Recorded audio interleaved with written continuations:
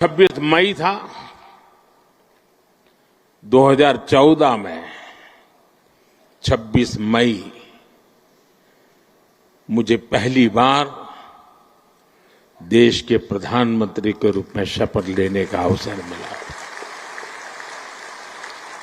और तब भारत की इकोनॉमी दुनिया में 11 नंबर पर थे। हमने कोरोना से लड़ाई लड़ी, हमने पड़ोसियों से भी मुसीबतें झेली, हमने प्राकृतिक आपदा भी झेली। इन सब के बावजूद भी इतने कम समय में हम 11 नंबर की इकोनॉमी से 4 नंबर की इकोनॉमी पहुंच गए।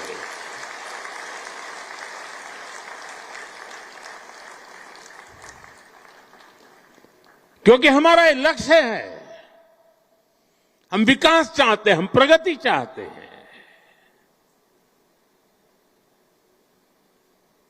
और एक के बाद योजनाएं। और साथियों, मैं गुजरात का ऋणी हूं।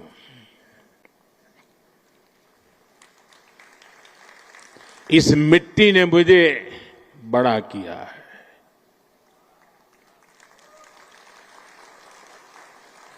यहां से मुझे जो शिक्षा मिली, दीक्षा मिली, यहां से जो मैं आप सबके बीच रह करके सीख पाया, जो मंत्र आपने मुझे दिए, जो सपने आपने मेरे में संजोए,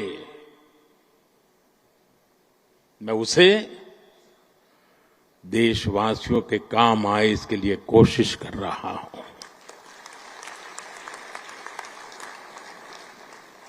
मुझे खुशी है कि आज गुजरात सरकार ने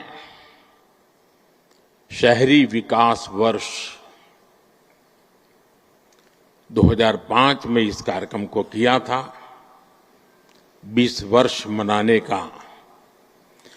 और मुझे खुशी इस बात की हुई कि 20 साल के शहरी विकास की यात्रा का जयगान करने का कार्यक्रम नहीं बनाया। गुजरात सरकार ने उन 20 वर्ष में से जो हमने पाया है, जो सीखा है, उसके आधार पर आने वाले शहरी विकास को नेक्स्ट जनरेशन के लिए उन्होंने उसका रोडमैप बनाया। और आज वो रोडमैप गुजरात के लोगों के सामने रखा है। मैं इसके लिए गुजरात सरकार को, मुख्यमंत्री जी को, उनकी टीम को हृदय से बहुत बहुत बधाई देता हूं।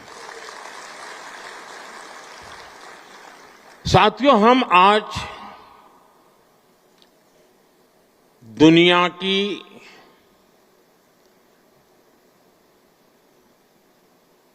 चौथी इकोनॉमी बने हैं।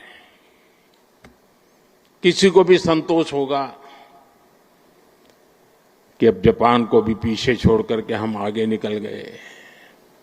और मुझे याद है, हम जब 6 से 5 बने थे तब देश में और ही उमंग था, बड़ा उत्साह था, खास करके नौजवानों में।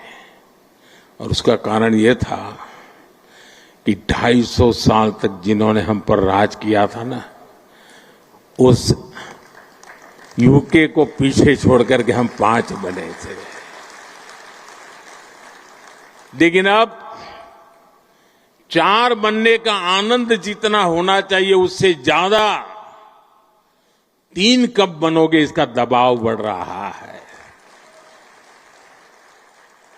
अब देश इंतजार करने को तैयार नहीं है। और अगर कोई ने इंतजार करने के लिए कहा तो पीछे से नारा आता है, मोदी है तो मुमकिन है।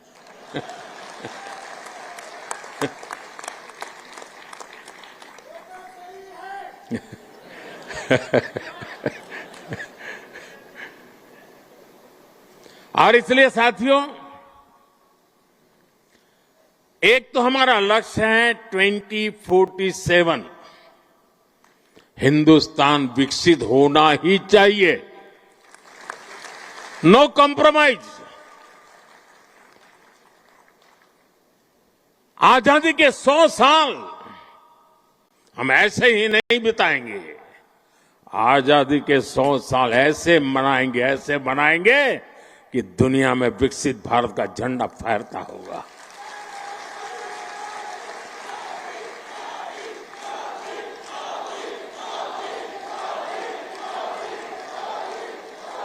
अब कल्पना कीजिए 1920, 25, 30, 40, 42 उस कालखंड में चाहे भगत सिंह हो, सुखदेव हो, राजगुरु हो, नेताजी सुभाष बाबू हो, वीर सावरकर हो, श्यामजी कृष्ण वर्मा हो, महात्मा गांधी हो, सरदार पटेल हो,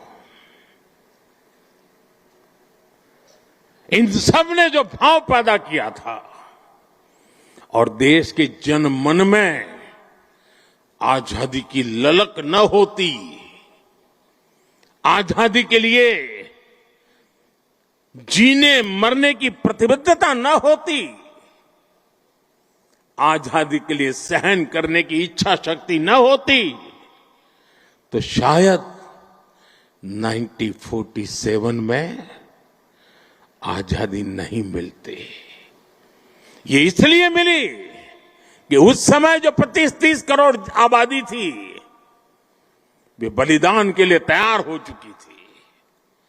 अगर 25-30 करोड़ लोग संकल्पबद्ध होकर के 20 साल 25 साल के भीतर भीतर अंग्रेजों को यहां से निकाल सकते हैं, तो आने वाले 25 साल में 140 करोड़ लोग विकसित भारत बना भी सकते हैं दोस्तों।